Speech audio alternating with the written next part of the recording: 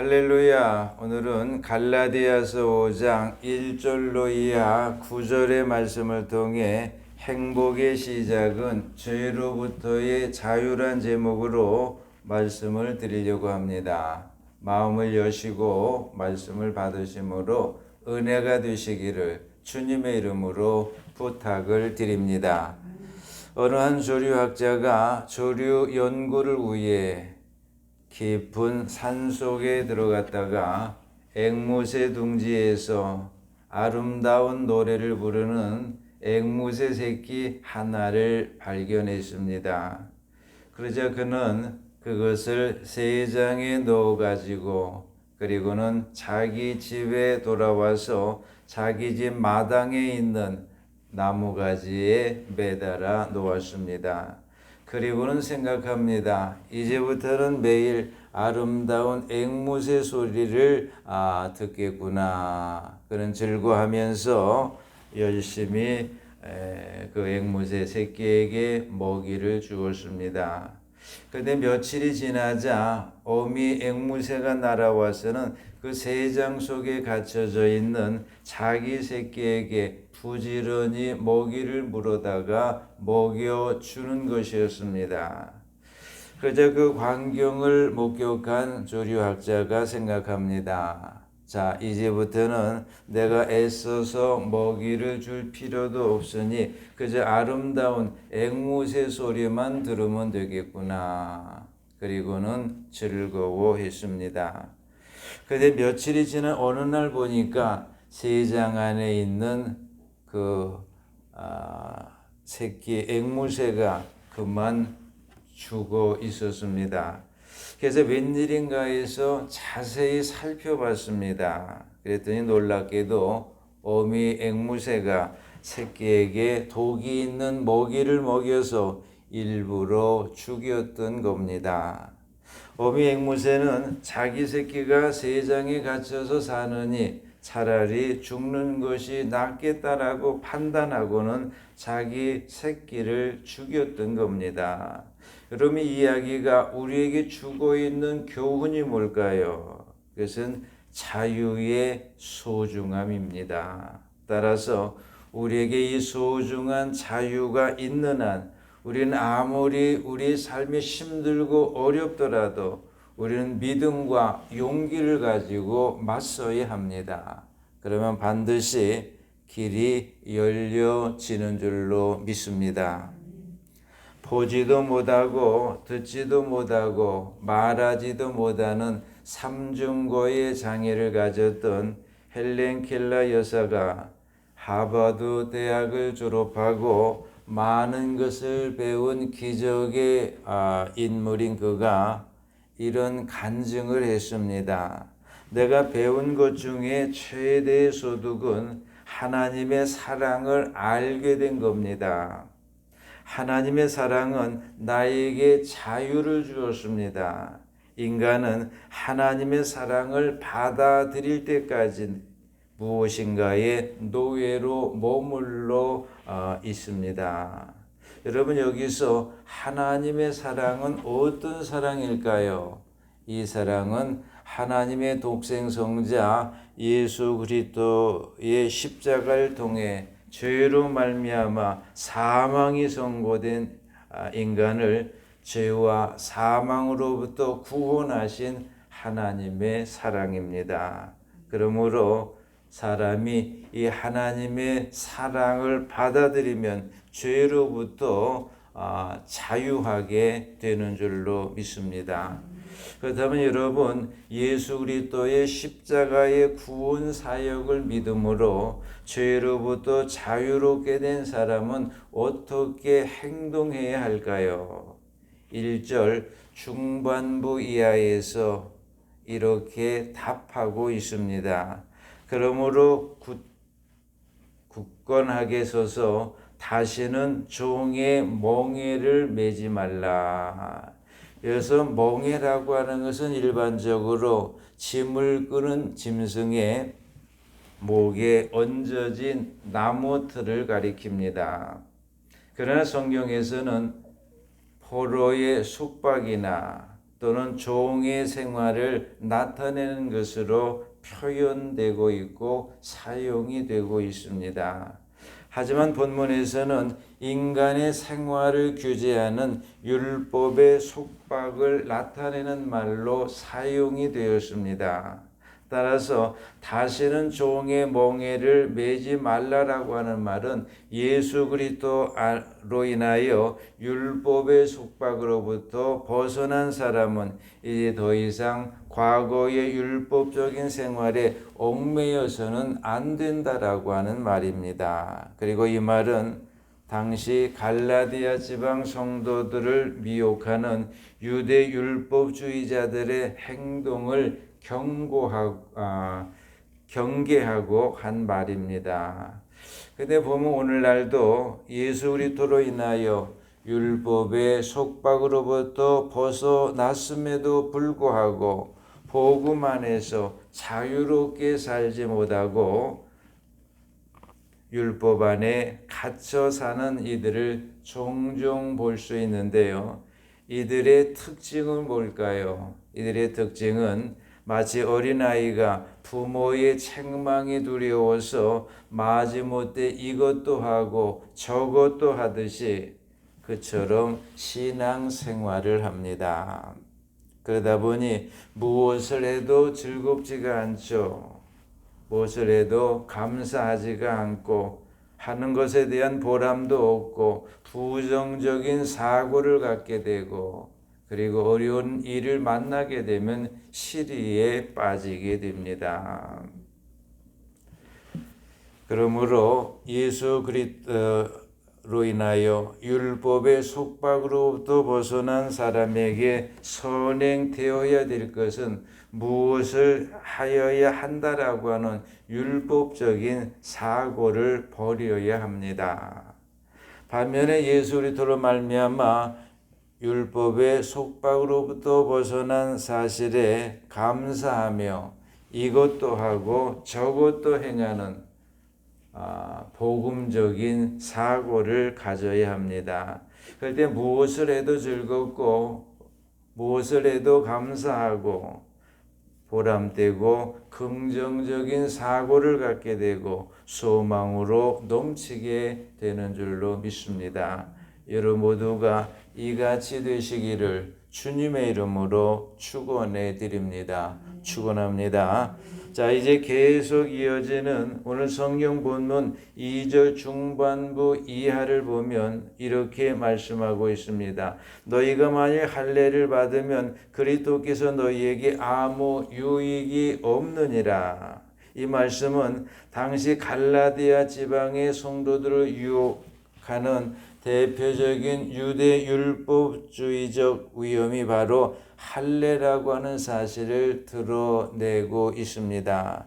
또한 이 말씀은 예수 그리스도의 구원 사역을 받아들인 사람이 다시 구원을 얻기 위해 할례를 받는다는 것은 예수 그리스도의 구원 사역을 무시한 결과라고 하는 사실도 드러내고 있습니다. 따라서 예수 그리스도의 구원 사역을 믿음으로 받아들인 사람이 다시 구원을 얻기 위해 할례를 받는다라고 하는 것은 율법에 얽매이는 것이며 율법에 얽매이는 사람은 예수 그리스도의 자유롭게 하시는 은혜에 참여할 수 없습니다. 그래서 오늘 본문 4절이 다음과 같이 강조한 겁니다. 율법 안에서 의롭다함을 얻으려는 너희는 그리스도에게서 끊어지고 은혜에서 떨어진 자로다. 이 말씀은 예수 그리스도의 복음을 떠나 율법을 따르는 행위의 비참한 결과를 말씀한 겁니다. 또한 동시에 복음으로 말미암지 않고는 구원받을 수 없음을 말씀한 겁니다. 그러므로 만약 어떤 사람이 예수 그리스도의 복음을 떠났다라고 하게 되면 그 사람은 나무로부터 잘려져 나간 가지와 마찬가지입니다. 주님께서는 요한복음 15장에서 제자들에게 나는 포도나무여 너희는 가지라고 하면서 가지가 포도나무에 붙어 있지 아니하면 스스로 열매를 맺을 수 없다라고 말씀하셨는데요. 이 말씀에서 여러분 중요한 부분은 어떤 겁니까? 그것은 바로 가지는 스스로 열매를 맺을 수 없다라고 하는 겁니다. 그러므로 죄로부터 자유롭게 된 사람은 언제나 포도나무이신 예수 그리스도 그분께 붙어 있어야 합니다. 그럴 때 구원의 열매를 맺을 수 있습니다. 또한 축복의 열매도 맺을 수 있습니다. 여러분 모두가 언제나 예수 그리스도 그분께 붙어 있으심으로 구원의 열매와 축복의 열매를 맺으시기를 주님의 이름으로 축원해 드립니다. 축원합니다. 이제 계속 이어지는 오늘 성경 본문은 5절은 이렇게 말씀하고 있습니다. 우리가 성령으로 믿음을 따라 의의 소망을 기다리노니 이것은 성령의 사역으로 우리가 믿음을 갖게 되었다라고 하는 말이죠. 성경은 말씀하죠. 누구든지 성령이 아니고서는 예수를 주로 할 수 없느니라. 우리가 오늘 예수를 믿는다라고 하게 되면 우리 속에는 성령의 역사가 일어난 증거인 줄로 믿습니다. 또한 동시에 이것은 성령의 사역의 결과인 믿음을 따라 의의 소망을 기다리게 되었다라고 하는 말입니다. 그리고 여기서 말하는 여러분 의의 소망은 어떤 것일까요? 이것은 우리가 마지막 날에 하나님으로부터 의롭다 하심을 받는 것을 가리킵니다. 그러나 의의 소망이라는 것은 우리가 마지막 날에 하나님 앞에서 의롭다 하심을 받는 것만을 의미하는 것은 아닙니다. 이것은 현세에 주어지는 축복도 포함하고 있습니다. 그러므로 오늘 성경 본문 6절의 말씀처럼 예수 그리스도 안에서는 할례나 무할례나 효력이 없으되 사랑으로서 역사하는 믿음뿐이라는 사실을 믿으시기를 주님의 이름으로 부탁을 드립니다. 전도자 프레드 브라운이라고 하는 분은 세 가지의 비유를 통해서 율법의 신뢰를 들어 율법의 한계를 지적했습니다. 첫째로 그는 율법을 치과 의사가 사용하는 아주 작은 거울로 비유하면서 치과 의사가 그 작은 거울을 가지고 그 환자의 충치를 발견할 수는 있지만 그 거울로는 충치를 치료할 수 없다고 말함으로써 치과 의사의 작은 거울로 비유된 율법의 한계를 지적했습니다. 둘째로 그는 율법을 손전등에 비유하면서 집에서 갑자기 전기가 나가게 되면 집안이 온통 컴컴할 때 이제 손전등을 사용해서 그 슈즈 박스를 찾아갈 수는 있지만 이미 타버린 그 슈즈를 손전등으로서는 대신할 수 없음을 말함으로써 손전등으로 비유된 율법의 한계를 지적했습니다. 셋째로 그는 율법을 직선 줄에 비유하면서 건축업자가 추가 달린 줄을 사용해서 공사가 직선적으로 잘 조준이 되어 있는가를 살펴볼 수는 있지만 그 추가 달린 줄로는 잘못된 곳을 고칠 수 없다라고 말함으로써 직선줄로 비유된 율법의 한계를 지적했습니다. 그렇습니다. 이상과 같은 비유들처럼 율법은 저희의 문제를 들추어 내기는 하지만 해답을 제시하지는 않습니다. 해답은 오직 예수 그리스도 안에만 있는 줄로 믿습니다. 따라서 예수 그리스도께서는 십자가에서 우리 죄를 대신 지셨고 우리가 그분을 구주로 믿을 때 죄로부터의 구원을 얻게 되고 또한 우리는 새 생명을 소유하게 됩니다. 그리고 이것은 율법이 할 수 없는 일을 예수 그리스도께서 하신 겁니다. 그러므로 우리에게 반드시 필요한 것은 십자가를 지신 예수 그리스도의 사랑으로 역사하는 믿음뿐입니다. 그런데 오늘 성경 본문 7절을 보면 복음을 따랐던 갈라디아 지방 성도들이 유대 율법주의자들의 유혹에 넘어가 지금은 복음에 순종하지 않는 사실을 말씀해 주고 있습니다. 참으로 안타까운 일이 아닐 수 없는데요. 오늘날도 보면 복음을 따랐던 이들이 이단의 유혹에 넘어가서 지금은 이단을 따르는 것을 종종 볼 수 있습니다. 특별히 오늘날 우리 한국 교회 내에는 신천지가 극성을 떨고 있는데요. 그들은 기성교회를 가리켜 구원 없는 바벨론이라고 합니다. 또한 기성교회의 목회자를 개로 비유하고 있습니다. 또한 성경을 비유풀이를 통해 자의적으로 자기들 멋대로 성경을 해석하고 있습니다. 또한 자칭 계시록에 이긴 자라고 하는 교주 이만희를 믿어야 구원을 받는다라고 가르치고 있습니다. 또한 가출과 이혼과 고소를 통한 가정 파괴와 교회 분란을 조장하고 있습니다. 또한 기존 교회 성도들 대상으로 조직적으로 위장 접근하고 있습니다. 그러므로 우리는 베드로전서 5장 8절로 9절의 말씀처럼 근신해야 하고 영적으로 깨어 있어야 하고 믿음을 굳게 하여야 하고 악한 영들을 대적해야 합니다. 그리고 이어서 작은 누룩이 온 동이에 퍼진다라고 말씀했는데요. 이것은 가만히 들어온 유대 율법자들을 용납할 경우 그 피해가 모든 교회로 아주 빠르게 확산될 것을 경고하는 겁니다. 여러분은 예수 그리스도의 은혜, 즉 복음을 뭐라고 생각합니까? 복음은 하나님께서 나를 위해서 무엇인가를 하시는 것을 의미합니다.